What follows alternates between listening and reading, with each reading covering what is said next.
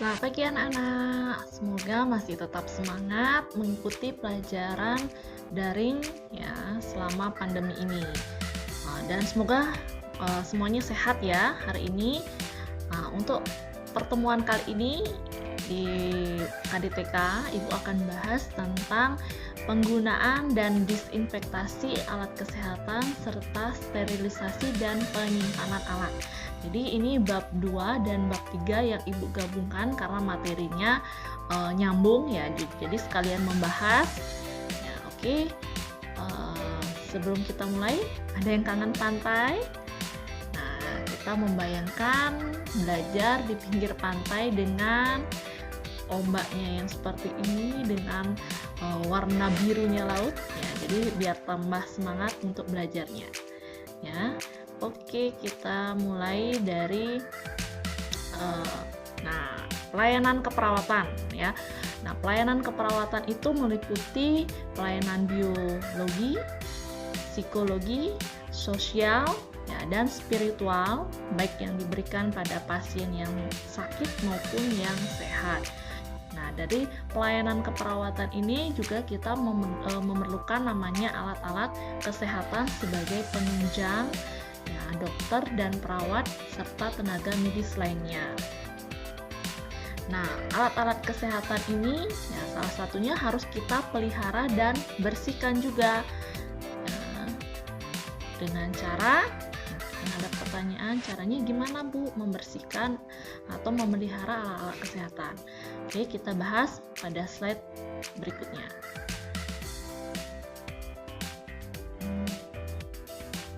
Nah, kita mulai dari pengertiannya dulu ya.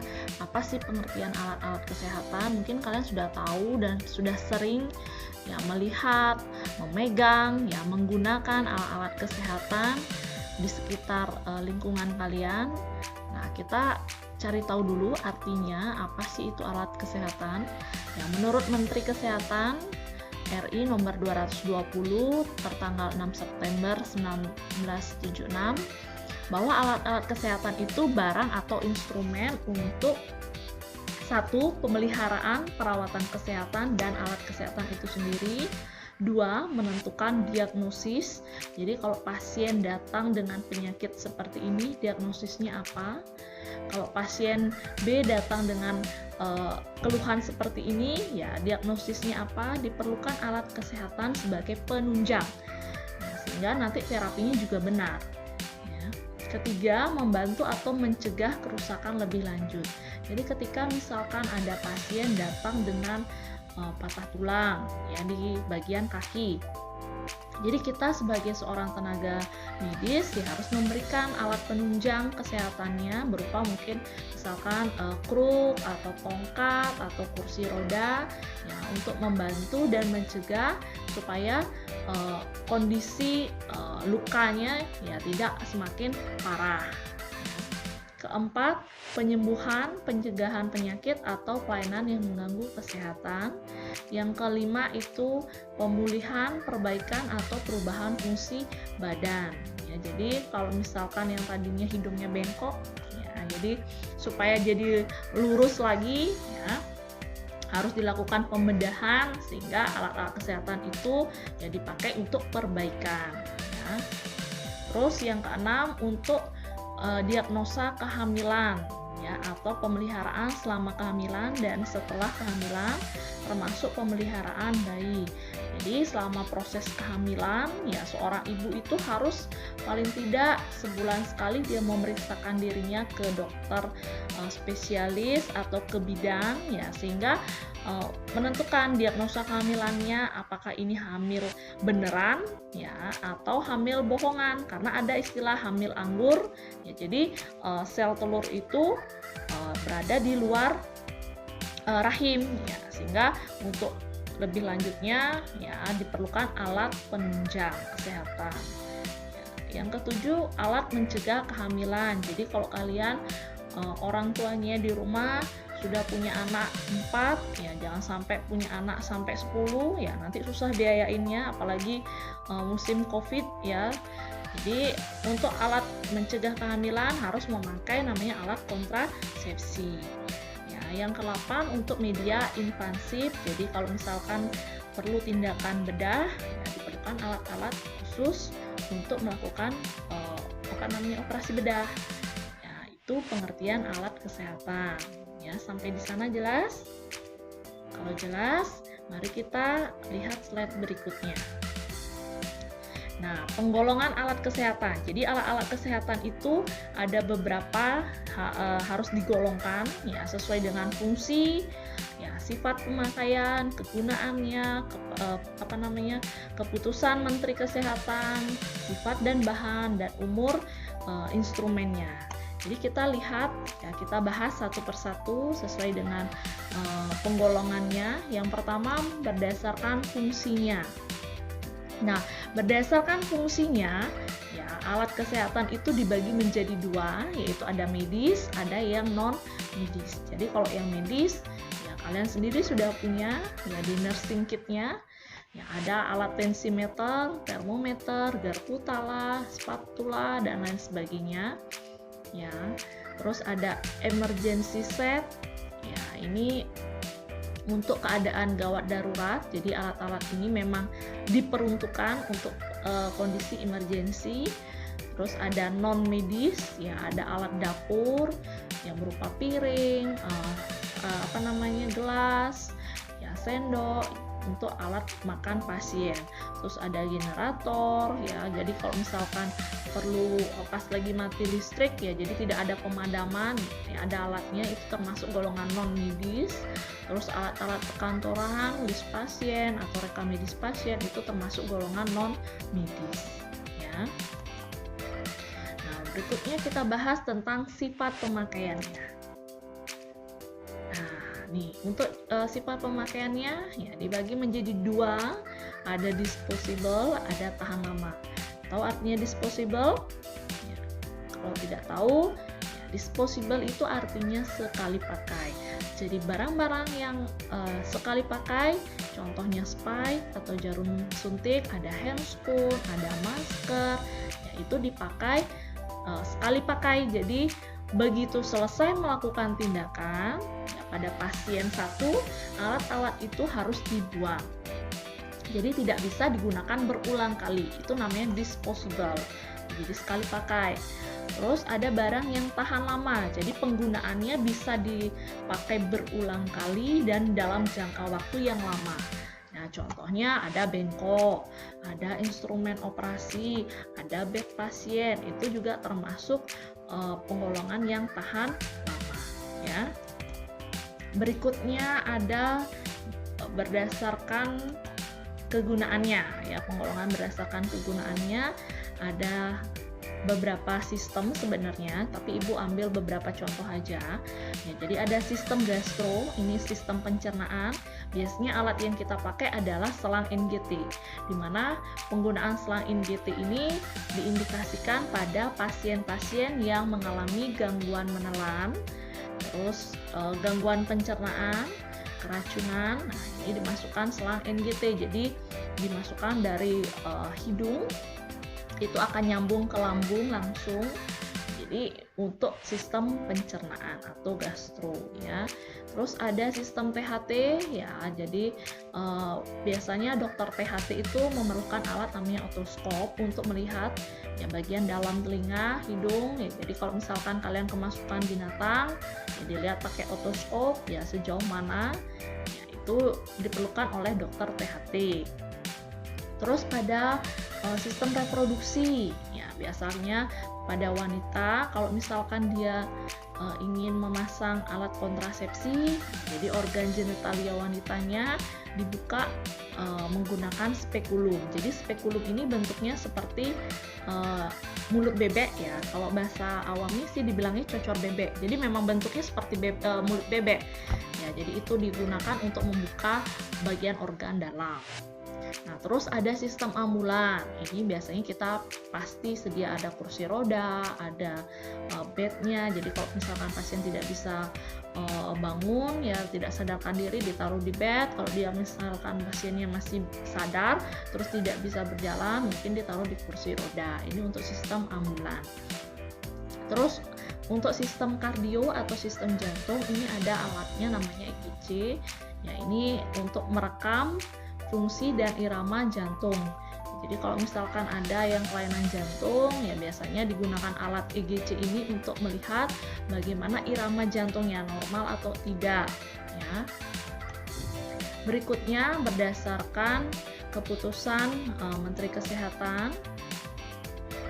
Jadi ini dibagi menjadi 3, ada alat peptisidan dan insektisida. Ini biasanya digunakan untuk membasmi hama. Ya, terus ada peralatan obstetrik dan ginekologi, ini untuk kehamilan atau kelainannya. Jadi alat-alat ini digunakan. Terus ada peralatan anestetika, jadi untuk alat-alat kecantikan, misalkan yang mau operasi bedah plastik yang biar mirip kayak orang Korea. Nah, itu peralatan itu sudah diatur oleh kementerian, ya. Berikutnya berdasarkan sifat dan bahan. Nah, sifat dan bahan. Nah, ini dibagi menjadi ada yang logam, bersifat logam, ada yang karet, ada yang linen, kaca, dan kertas. Kalau yang sifat dan bahannya yang terbuat dari logam, misalkan ada pinset, ada bak instrumen, ya, ada bengkok, itu terbuat dari bahan logam. Terus ada yang bersifat dan bahannya dari karet, misalkan ada buli-buli panas, ada buli-buli kirbat es, ada buli-buli panas, kirbat es yang terbuat dari karet, itu biasanya digunakan pada pasien-pasien nyeri, ya.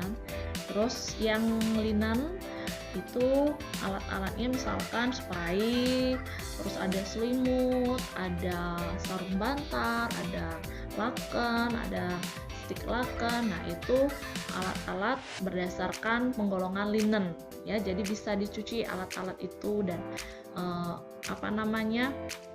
bisa dipakai kembali.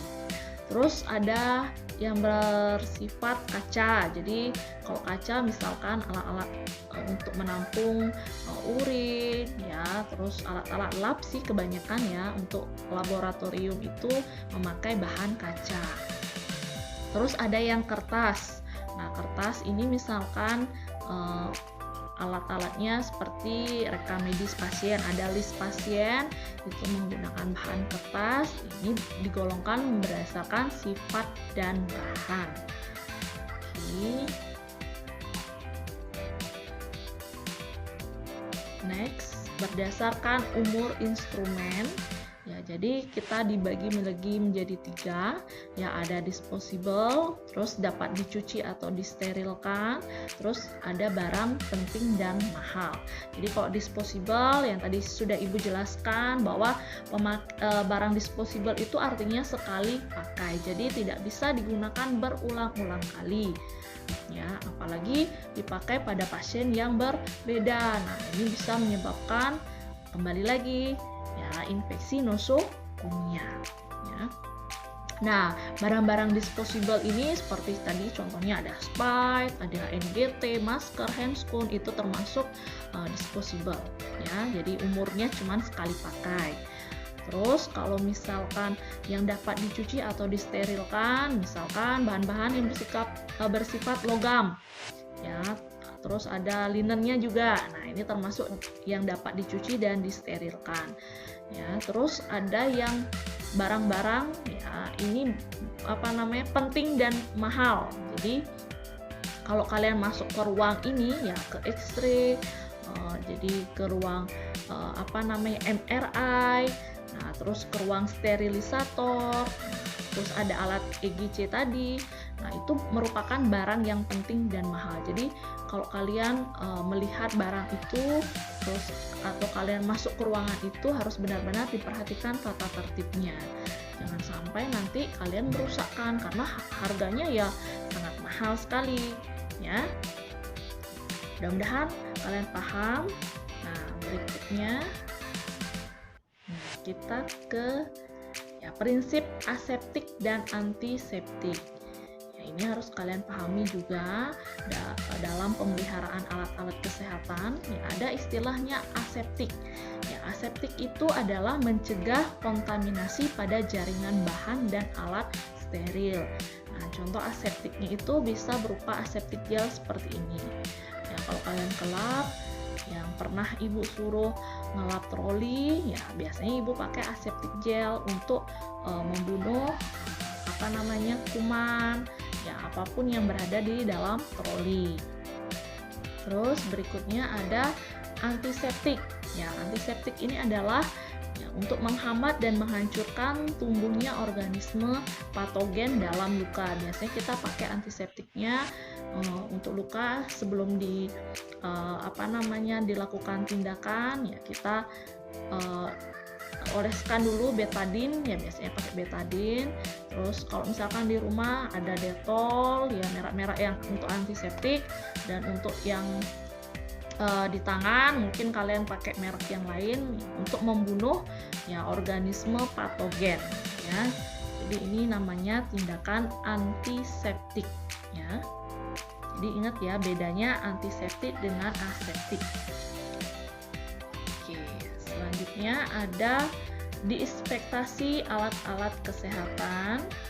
Adalah suatu tindakan untuk membunuh kuman patogen dan apatogen, tetapi tidak termasuk sporanya pada perawatan dan kedokteran atau permukaan jaringan tubuh dengan menggunakan bahan desinfektan atau dengan mencuci, mengoleskan, merendam, dan menjemur, ya. Jadi desinfektasi alat kesehatan itu adalah suatu tindakan di mana kamu membunuh kuman patogen dan apatogennya, tapi tidak membunuh sporanya, ya. Nah, contohnya ya dengan merendam, terus kamu mencuci dengan cairan desinfektan, ya, itu namanya desinfektasi alat kesehatan. Nah, cairan yang digunakan apa saja? Contohnya klorin, ada Lysol, ada sabun, ada safflon. Jadi sama seperti halnya kamu di masa pandemi ini, biasanya kalau kita di Banjar disediakan bahan desinfektasi berupa misalkan campuran klorin, ada Baiklin, ya pokoknya bahan-bahan yang mengandung desinfektasi, ya. Jadi dia membunuh kuman patogen, ya, tapi tidak membunuh sporanya. Itu namanya desinfektasi, ya. Berikutnya ada teknik namanya pemeliharaannya berupa sterilisasi, nah, di mana suatu tindakan untuk membunuh kuman patogen dan apatogen beserta sporanya. Kalau tadi desinfektasi hanya membunuh patogen dan apatogen tanpa membunuh sporanya, jadi kemungkinan sporanya masih ada. Nah, kalau sterilisasi berarti sudah terbunuh, ya, pada peralatan-perawatan dan kedokteran dengan cara merebus, ya, terus dengan suhu yang panas tinggi atau dengan bahan kimia. Nah, ini contoh sterilisasinya alatnya.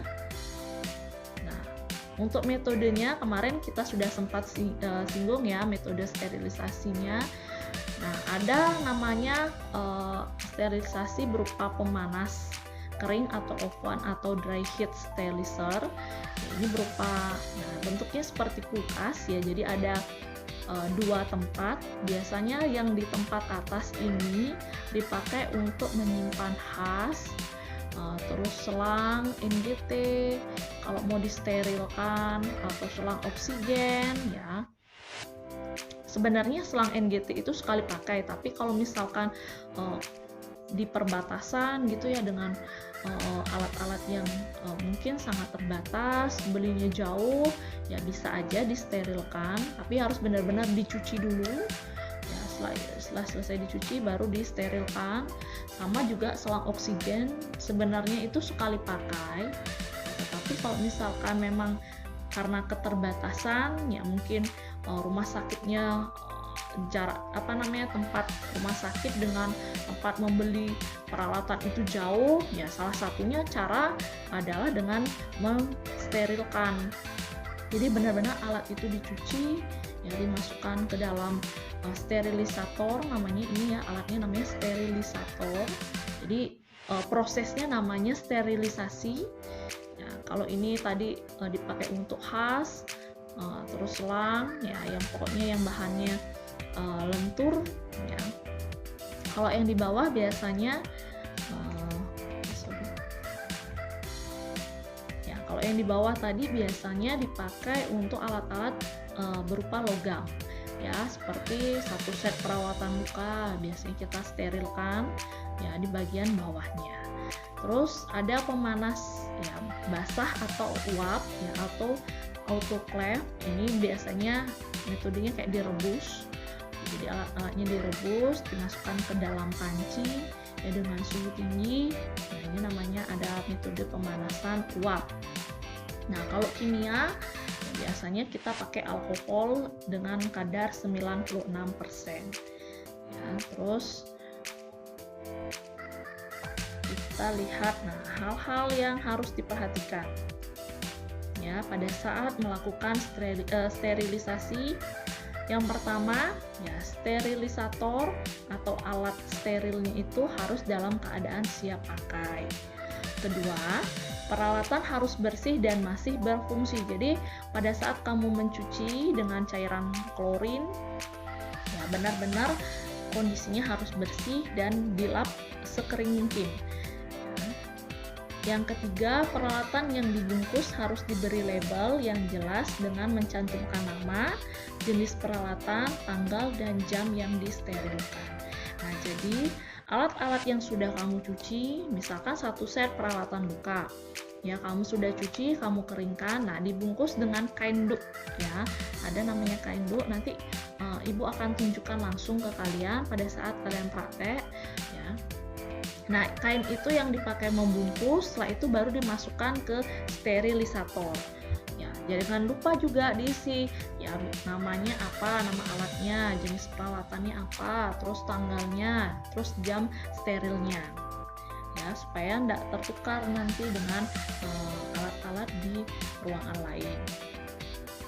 Yang keempat, menyusun peralatan di dalam sterilisator agar seluruh bagian disterilkan. Jadi dalam sterilisator itu kamu harus menyusun barang-barang itu ya. Jadi terpapar sinarnya, panas sinarnya itu bisa rata ya bagian-bagiannya. Yang kelima, ada waktu yang diperlukan untuk mensterilkan alat harus tepat. Jadi waktunya juga diperhatikan berapa menit, apakah 30 menit, apakah sejam. Jangan nanti dibiarkan alat itu sampai 24 jam di sterilisator. Yang keenam, dilarang memasukkan atau menambahkan alat lain ke sterilisator sebelum pensterilan selesai. Jadi pada saat kamu sedang mensterilkan alat, ya jangan sekali-sekali kamu masukkan alat yang lain karena itu panas sekali, ya bisa kulitmu terbakar nanti. Yang ketujuh, memindahkan peralatan yang sudah steril ke tempatnya menggunakan korentang steril. Jadi kalau sudah selesai, alat-alat yang di sterilisator sudah dingin, ya kamu ambil dengan korentang. Nah, nanti bentuk korentang seperti apa, nanti kamu bisa searching, dan mungkin pada saat kita praktek nanti ibu akan perlihatkan. Nah, korentang yang digunakan itu seperti penjapit, ya jadi itu juga harus steril. Ya, karena alat-alat yang sudah steril harus diambil dengan alat yang steril juga ya. Yang ke-8, mendinginkan peralatan steril, ya dilarang membuka bungkusan maupun tutupannya. Yang ke-9, jika peralatan yang baru disterilkan terbuka, peralatan tersebut harus disterilkan kembali. Jadi kalau misalkan alatnya itu yang sudah steril dibuka gitu ya, jadi itu sudah dalam kondisi on ya, jadi udah nggak steril lagi ya, jadi kalau kamu mau pakai harus kamu sterilkan lagi. Oke. Nah, prinsip-prinsip penyimpanan alat kesehatan itu ada 3. Yang pertama, aman ya, jadi barang-barang yang mahal tadi ya disimpan dalam ruangan yang aman, dikunci, jadi nanti nggak bisa orang sampai mencuri alat-alat tersebut. Yang kedua, mudah dicari Jadi mana yang alat emergency, mana yang untuk perawatan luka. Nah, itu harus ditempatkan di bagian tertentu sehingga pada saat misalkan kalau dalam kondisi emergency ya perawat atau dokter nggak lagi mencari kemana ini ambu bagnya, kemana ini spike dan lain sebagainya. Ya, mana obat anestesi ya. Jadi alat-alat yang seperti itu yang harus ditempatkan sesuai dengan fungsinya. Ya, yang ketiga mudah diambil. Jadi kalau misalkan menyimpan peralatan yang mana yang harusnya yang sering terpakai itu ditaruh yang paling depan. Jadi pada saat mau dipakai gampang ngambilnya, ya. Itu prinsipnya. Nah, yang berikutnya adalah tugas. Nah, ini tugas kalian di rumah. Jadi kalian, Ibu minta kalian membuat clipping tentang alat-alat kesehatan beserta fungsinya sebanyak 10 gambar. Nah, yang kedua, kalian itu boleh mencari gambar alat-alat kesehatan itu di Google, ya, dan di print lalu digunting dan ditempelkan di double folio atau buku gambar. Dan ingat, diberikan nama pada setiap gambar alat kesehatan dan jelaskan fungsinya. Nah, atau kalau misalkan kalian nggak mau ngeprint, ya kalian boleh menggambar sendiri contoh alat kesehatannya. Ya, jadi kamu bisa pilih yang mana. Kalau kamu nggak pengen ribet, ya kamu tinggal cari di Google, ya alat apa, terus namanya apa alat itu, terus fungsinya untuk apa. Nanti kamu tinggal print, kamu gunting, kamu tempelkan. Ya, boleh di double folio, boleh di buku gambar. Ya, kalau yang seneng gambar mau digambar ya nggak apa-apa. Nah, tugas ini kamu kumpul pada saat kamu ke sekolah untuk praktek. Jadi nanti rencananya akan ada jadwal praktek, ya, karena kamu sudah kelas 11, kamu akan PKL. Jadi mungkin nanti sekolahnya digilir, ya, tunggu informasi lebih lanjut. Nah, Ibu minta kapan waktunya ke sekolah, pada saat itu dikumpulkan dengan buku catatan yang kemarin, ya. Oke, sampai di sana penjelasan Ibu hari ini untuk materi di bab 2 dan bab 3. Kalau misalkan kamu ada pertanyaan, terus ada yang mengganjal, ya kamu tinggal komen di grup classroom-nya kita, kamu tanyakan. Jangan malu-malu untuk bertanya, ya. Jadi kamu bebas untuk bertanya karena di sini kamu masih belajar. Jadi nanti kalau saat ujian kamu bertanya udah nggak boleh lagi, ya. Mungkin itu saja yang Ibu bisa sampaikan. Selamat pagi, selamat beraktivitas. Jangan lupa tugasnya dibuat. Tetap jaga kesehatan, ya. Sampai jumpa di pertemuan berikutnya. Bye bye.